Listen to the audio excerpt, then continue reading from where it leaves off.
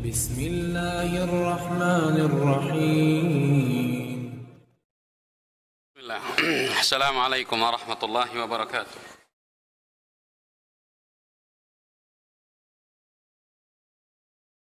الحمد لله والصلاة والسلام على رسول الله. أما بعد، قال الله تعالى: يا أيها الذين آمنوا اتقوا الله حق تقاته ولا تموتن إلا وأنتم مسلمون. فإن أصدق الحديث كتاب الله، وخير الهدى هدى محمد صلى الله عليه وسلم، وشر الأمور محدثاتها، فإن كل محدثة بدعة وكل بدعة ضلالة وكل ضلالة في النار. Alhamdulillah, kita bersyukur pada Allah Subhanahu wa taala. Kembali kita dipertemukan oleh Allah untuk melanjutkan kajian kita dalam kitab Al-Adab Al-Mufrad yang dikarang oleh Al-Imam Al-Bukhari rahimahullahu ta'ala. Malam hari ini insyaallah kita akan membahas tentang birrul berbakti kepada ibu. Birrul berbakti kepada ibu.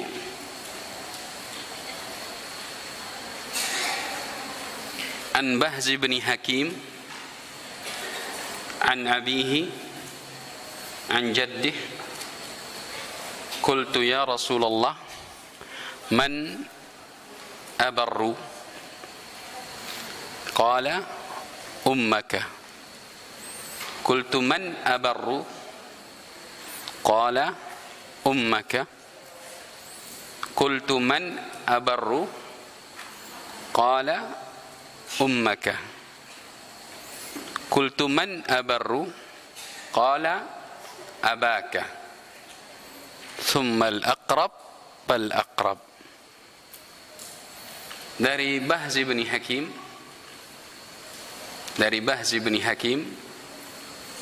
dari bapaknya, dari kakeknya,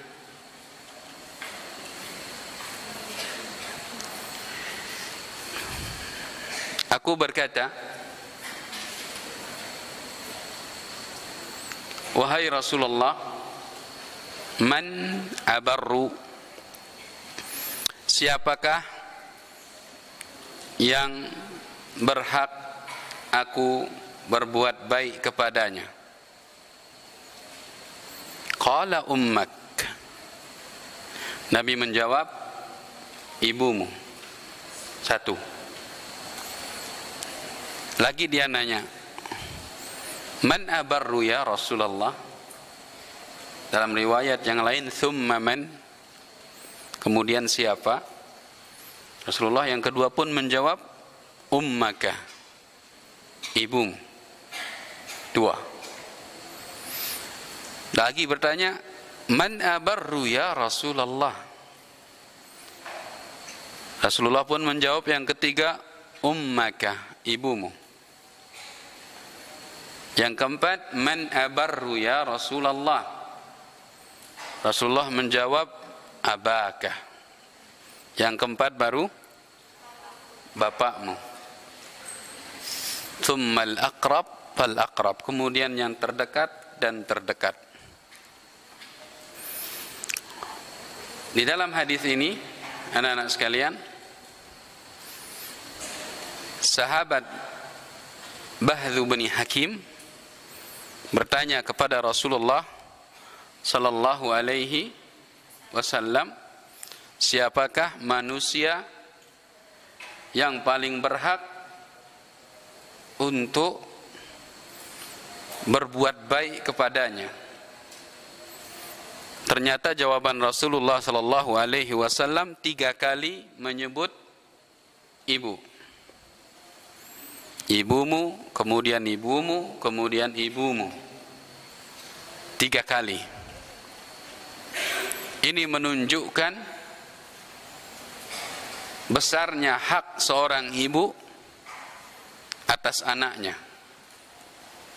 besarnya hak seorang ibu atas anaknya. Wajib kepada anak untuk berbuat baik kepada ibunya dengan segala bentuk kebaikan. Dari yang tergampang senyum, tutur kata yang baik, sampai yang terberat harus merawat ibunya yang sudah lanjut usia, harus merawat ibunya yang sudah pikun. Di sini letak diujinya kesabaran seorang anak apabila dia mendapatkan orang tuanya, terutama ibunya, pikun. Dulu ibunya yang merawat dia waktu kecil, dan ibu bersabar. Maka tatkala tua pun, seandainya ibunya hidupnya panjang, umurnya panjang, kemudian tua, maka di sini letak diuji kesabaran dan bakti seorang anak. Antuna tahu sendiri kalau sudah tua, apalagi pikun. Orang tua kalau sudah pikun, itu kelakuannya seperti anak kecil. Sudah makan, dia bilang belum makan. Kadang dia minta jajan, yang jajan tersebut notabene-nya disukai oleh anak kecil. Itulah orang tua. Kadang maaf, pipis, ngompol di celana. Ini yang terberat anak-anak sekalian. Seorang anak harus berbakti kepada ibunya terutama. Dari bentuk dari yang terkecil senyum, tutur kata yang baik, sampai yang terberat sekalipun. Yang berat seperti tadi merawat orang tua waktu sudah berumur, sudah pikun. Anak-anak sekalian, sebuah nikmat dari Allah. Seandainya antunna semua bertemu dengan orang tua kalian dan mereka sudah tua, itu nikmat dari Allah Subhanahu wa ta'ala. Babun min abwabil jannah. Kalian mendapatkan orang tua kalian tua, belum meninggal, kalian masih sempat berbakti kepada dia. Hadza babun min abwabil jannah. Ini merupakan pintu dari pintu-pintu surga.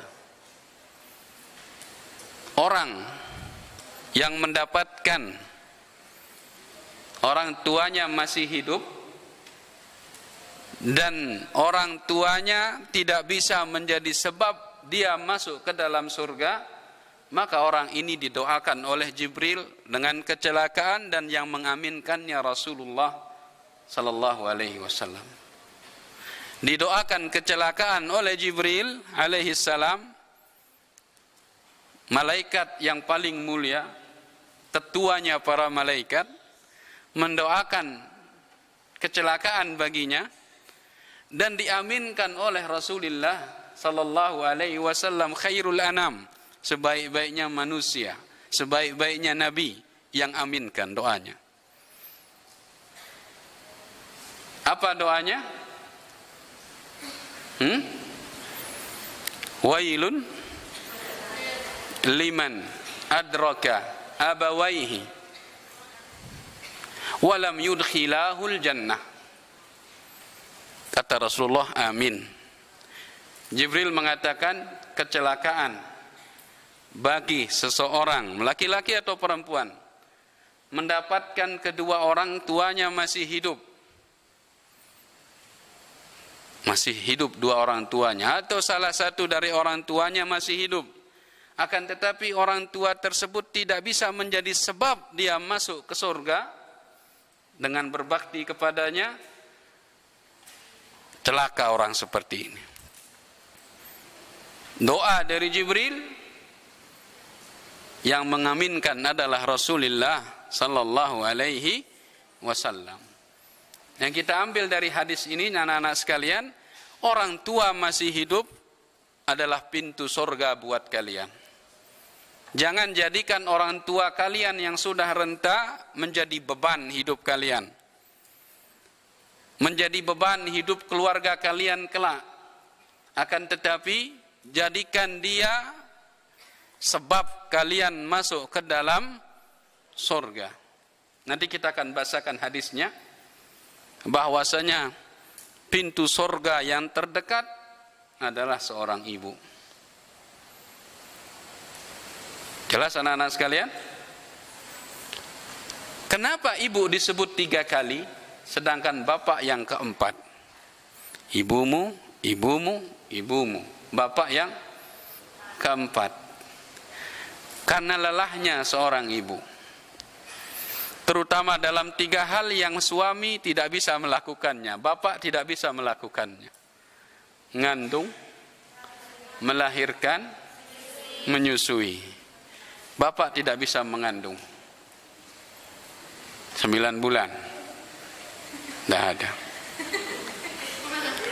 Bapak tidak bisa menyusui, bapak tidak bisa hamil, tidak bisa. 3 hal ini tidak bisa. Yang bisa melakukannya adalah seorang ibu. Bagaimana lelahnya seorang ibu tatkala mengandung, ya, tidur aja susah, kemana-mana bawa beban, apalagi kalau kandungannya sudah besar. Dia harus, mungkin karena ngidam dia sakit, diimpus dan sebagainya. Yang kedua, tatkala melahirkan, perjuangan antara hidup dan mati. Ini tidak bisa dilakukan oleh bapak. Ketiga, menyusui selama 2 tahun. Wa fisaluhu fi 'amain. Anishkurli wali. Bagaimana lelahnya seorang ibu dalam 3 hal ini. Ini baru 3 yang khusus untuk seorang ibu. Sisanya nyampur sama bapak. Kasih sayang, pendidikan. Kasih sayang bisa diberikan oleh ibu dan bisa diberikan oleh bapak. Pendidikan bisa diberikan oleh ibu, bisa diberikan oleh bapak. Adapun yang 3 ini khusus untuk seorang ibu. Makanya disebut oleh Rasulullah 3 kali ibu ini. Luar biasa kedudukan ibu, anak-anak sekalian.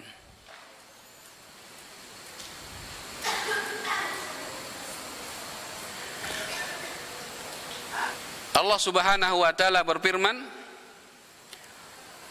"Wa wassaynal insana biwalidayhi." Wa wassaynal insana biwalidayhi. Kami mewasiatkan kepada manusia dengan 2 orang tuanya.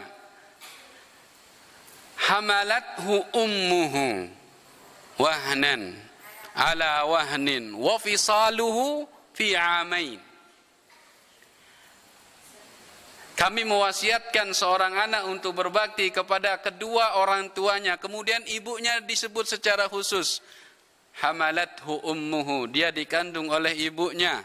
Wahnan ala wahnin, kesusahan kemudian ditambah kesusahan. Semakin hari makin susah dia karena makin membesar. Anaknya makin membesar dalam perut.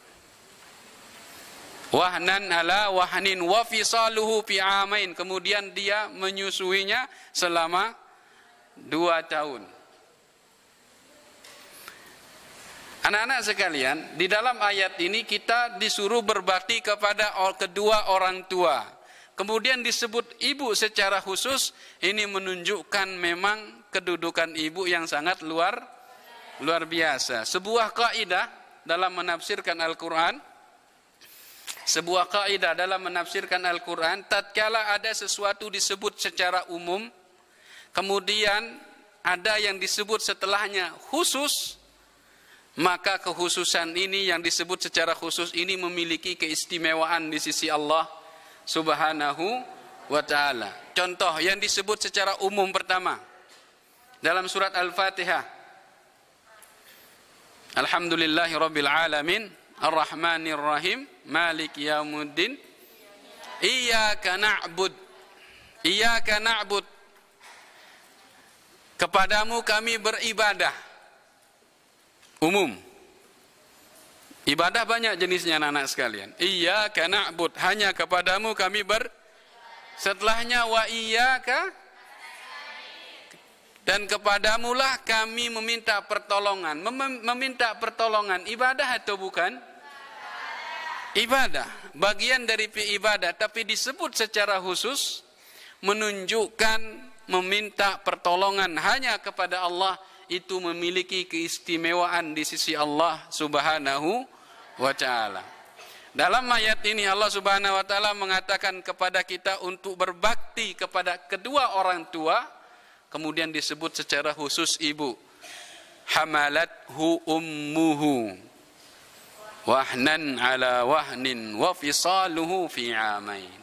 Menunjukkan kalau ibu itu memiliki kedudukan yang istimewa di sisi Allah Subhanahu wa ta'ala. Seorang anak muda datang kepada Rasulullah. Ya Rasulullah,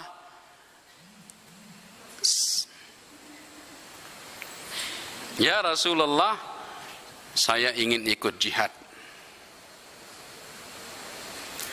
Ya Rasulullah, saya ingin ikut jihad. Anak muda, saya ingin jihad ya Rasulullah. Wa taraktu ummi bakiyah, dan saya tinggalkan ibu saya menangis, tidak rela melepaskan saya untuk pergi berjihad. Jihad amalan yang afdal. Alaysa kadzalik? Jihad zirwatu sanamil Islam, puncak daripada Islam jihad. Anak ini ingin melakukan amalan yang luar biasa ini, jihad di jalan Allah bersama Rasulullah sallallahu alaihi wasallam, akan tetapi dia tinggalkan ibunya menangis, sedih, tidak rela melepaskannya. Apakah Rasulullah acungkan jempol? Bagus. Tidak anak-anak sekalian. Kata Rasulullah SAW, irji' ilaiha fa'adhikha kama abkaitaha.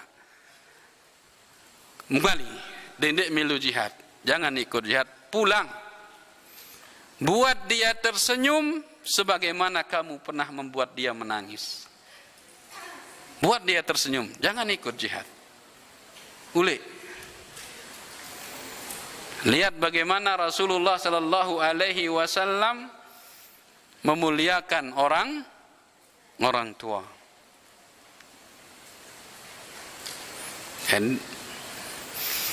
Nah, sekalian,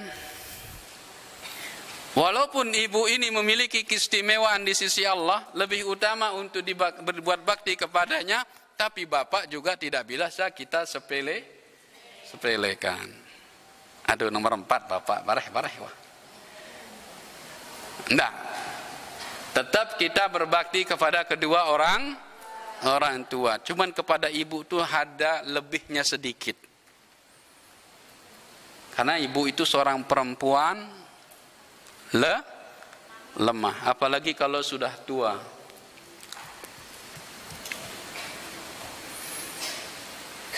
Karena dalam ayat itu wasainal insana biwalidayhi, kami wasiatkan kepada anak untuk berbakti kepada kedua orang tuanya. Tetap wajib kita berbakti kepada bapak, karena bapak juga memiliki jasa yang banyak dengan kehangatannya, dengan kasih sayangnya, dengan pendidikannya, dengan hasil jerih payah dia mencari makanan dan uang rizki untuk kita. Kita tidak tahu apa yang dilakukan oleh bapak kita demi menyuap sesuap nasi untuk kita.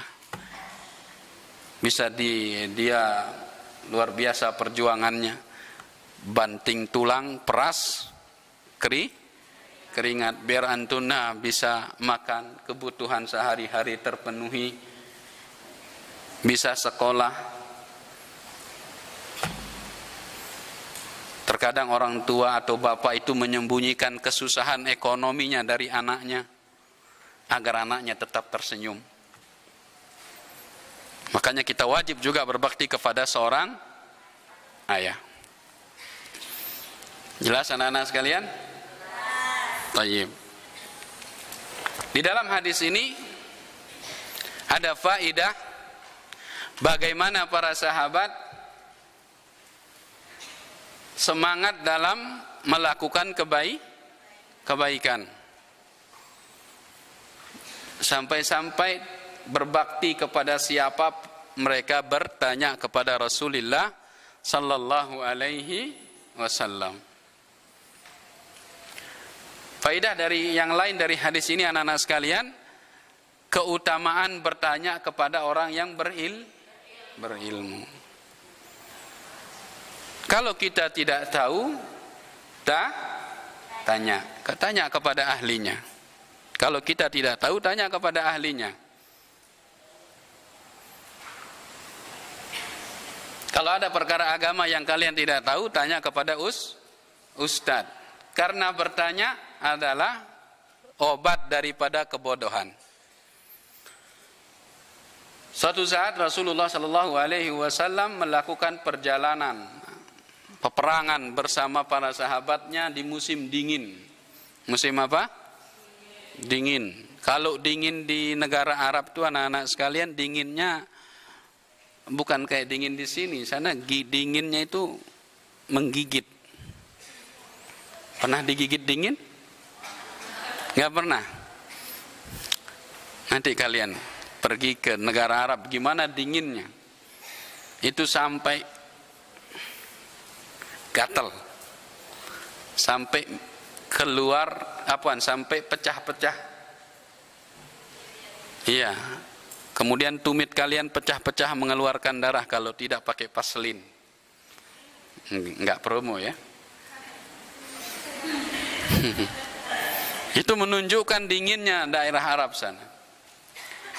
Nah ini sahabat ini, Rasulullah SAW keluar perang bersama para sahabat di musim dingin. Kemudian salah seorang sahabat kejatuhan batu sehingga membuat kepalanya robek besar. Robek. Dan naasnya malamnya dia mimpi basah. Junub. Besok paginya sebelum sholat subuh nanya kepada teman-temannya, ngombe nih, otakku bakat, udara dingin, menggigit, boleh enggak saya enggak mandi junub? Boleh, cukup wudu. Kata para sahabat yang lain,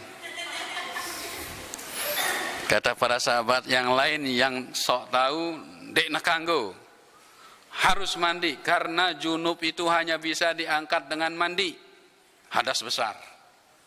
Mandilah sahabat ini anak-anak sekalian.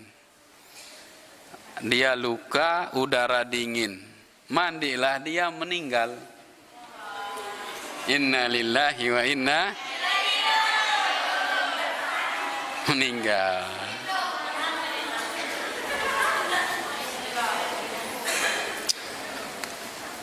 Sampai perkara ini kepada Rasulullah sallallahu alaihi wasallam.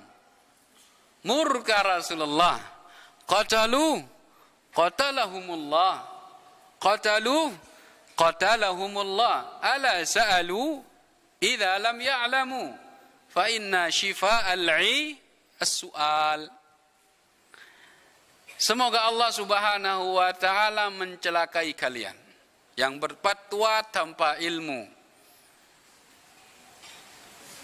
Berfatwa tanpa ilmu. Tidakkah kalian bertanya kalau kalian tidak tahu? Tanya kalau tidak tahu. Karena bertanya itu obat dari kebodohan. Obat dari kebodohan. Jadi anak-anak sekalian, kalau kita tidak tahu tentang suatu perkara dalam masalah agama, daripada sesat, kita lebih baik kita bertanya. Tanya kepada ustadznya. Lihat bagaimana wanita Ansor yang dipuji oleh Aisyah radhiyallahu taala an. Rahimallahu nisa'al ansar, kata Aisyah. Allah merahmati perempuan-perempuan Ansor, dan ini perlu kalian kalian ikuti. Rahimallahu nisa'al ansar, al-haya lam yamna'hunna min tafaqquhi fid din. Rasa malu tidak menghalangi mereka untuk menuntut ilmu. Perempuan itu istimewanya memiliki rasa malu. Sangat malu. Perempuan itu pemalu, kalau laki-laki enggak. Pemalu tapi tidak seperti perempuan. Tapi walaupun seperti itu anak-anak sekalian, rasa malu mereka tidak menghalangi mereka untuk bertanya, menuntut ilmu. Sampai Rasulullah sendiri malu sama perempuan ini. Ngombe angkun tebersiang darah haid. Ini tahu berjawab Rasulullah. Wah jelasan dek man paham. Akhirnya suruh Aisyah ke jelasannya Aisyah. Dia bertanya tentang bagaimana cara mensucikan haid. Itu kalau sebagian wanita malu mungkin bertanya kepada ustadznya ya. Tapi itu tidak bagi wanita Ansar. Mereka berani dan rasa malu tidak menghalangi mereka untuk menuntut ilmu. Antuna gitu ya, jangan malu. Ini di kelas kita suruh maju, malu. Tulis, dekku. Tulis. Diam dia. Akhirnya ustadznya yang malu sendiri. Jangan malu anak-anak sekalian. Belajar itu jangan malu. Jangan malu salah. Jangan takut salah. Maju saja. Kalau salah kan diperbaiki sama ustadznya. Ya apa enggak? Jadi disinilah pentingnya kita menuntut ilmu. Bertanya kepada ahlinya, bertanya kepada orang yang lebih berilmu. Hadis yang kedua. Kita ambil 2 hadis malam ini ya. Tinggal 15 menit kurang lebih.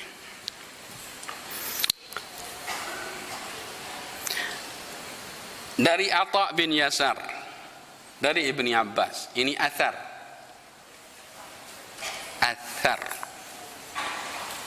Hamzah, sa, ra, athar. Apa beda athar sama hadis mardiah? Ada yang tahu? Indah. Mana Indah? Ada yang tahu beda antara athar dan hadis? Tahu Indah? Tidak tahu. Hadis itu ucapan, perkataan, perbuatan Rasulullah. Kalau athar itu dari sahabat, perkataan para sahabat. Itu perbedaan antara hadis dan athar. Tapi terkadang hadis disebut athar, athar disebut hadis. Kalau ditanya perbedaannya, yaitu perbedaannya. Hadis itu dari Rasulullah, adapun athar dari para sahabat. Catat. Ini athar dari Ibnu Abbas radhiyallahu taala anhu. Annahu ata rajulun. Seorang datang kepada Ibnu Abbas, faqala. Laki-laki ini berkata, nggak disebutkan namanya. Ini untuk menutup aib seseorang. Kalau kalian mau minta fatwa, nggak sebut namanya, itu lebih baik karena menutup aib.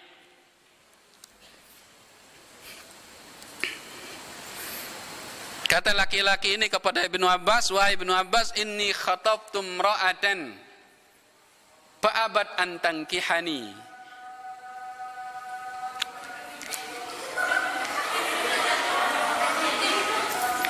Saya mengkhitbah seorang perempuan, meminang.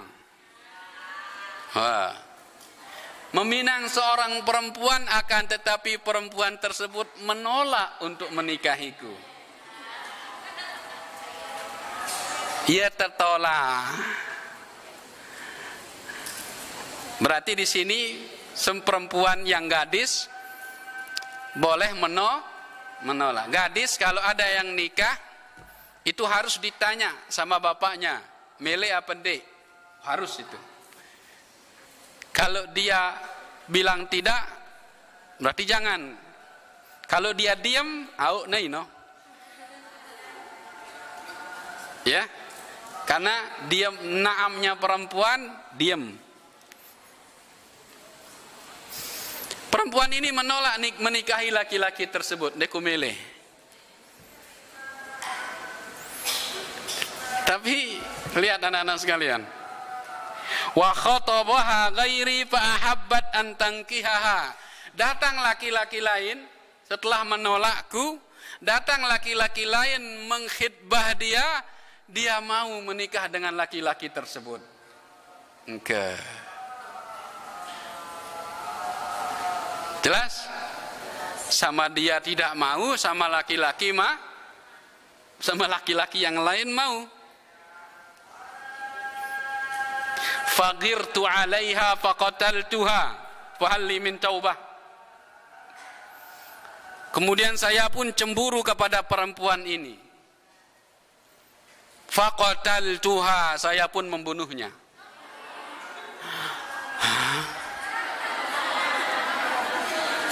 Karena dia tidak mau menikahi saya, dia malah memilih orang lain, saya bunuh perempuan ini, saya bunuh dia. Fahalli min taubah, wahai Ibnu Abbas, adakah taubat buat saya? Di sini buruknya yang namanya cemburu. Anak-anak, cemburu itu buruk. Dari cemburu orang akan hasad, dengki. Dari cemburu orang akan mengadu domba. Dari cemburu orang bisa membunuh. Hati-hati dengan sifat cemburu. Perempuan suka cemburu. Apalagi diduakan.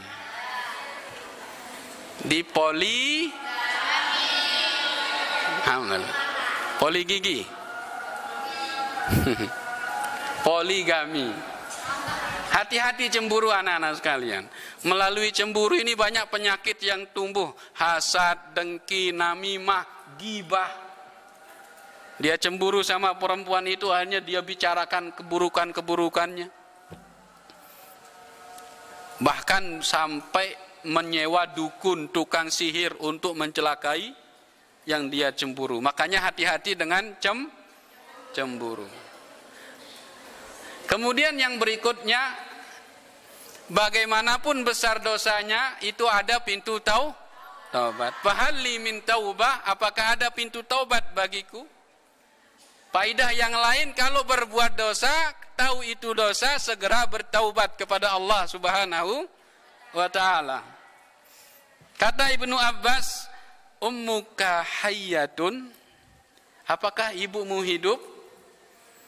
Qala la, ibuku tidak hidup, berarti meninggal. Qala tub ilallah, bertaubat kepada Allah Subhanahu wa ta'ala dan perbanyak ibadah kepada Allah Subhanahu wa ta'ala semampu kamu, perbanyak semampumu. Kemudian Atha bin Yasar mendatangi Ibnu Abbas. Wahai Ibnu Abbas, dia ini bertanya kepadamu, ada enggak taubat dari membunuh? Kenapa kamu tanya ibunya masih hidup atau tidak? Kata Ibnu Abbas, saya nanya ibunya masih hidup ada tidak atau tidak, karena aku tidak mengetahui pintu yang lebih dekat kepada Allah Subhanahu wa taala dari seorang ibu. Allahu Akbar. Kalau kalian berbuat maksiat kepada Allah Subhanahu wa taala, berbuat dosa, berbaktilah kepada ibu, Allah Subhanahu wa taala akan ampuni dosa kalian.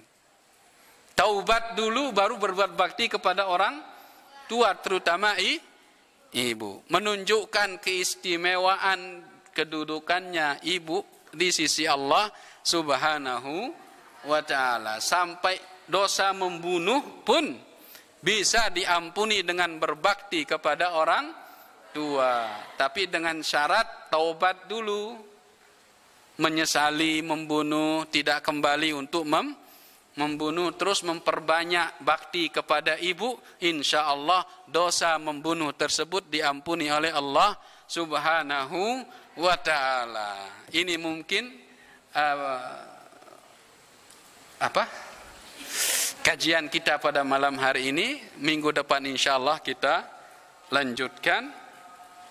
Semoga apa yang kita pelajari pada malam hari ini bisa mendatangkan faidah, bisa mendatangkan manfaat, dan bisa kita amalkan. Semoga Allah Subhanahu wa taala memberikan kita ilmu yang bermanfaat.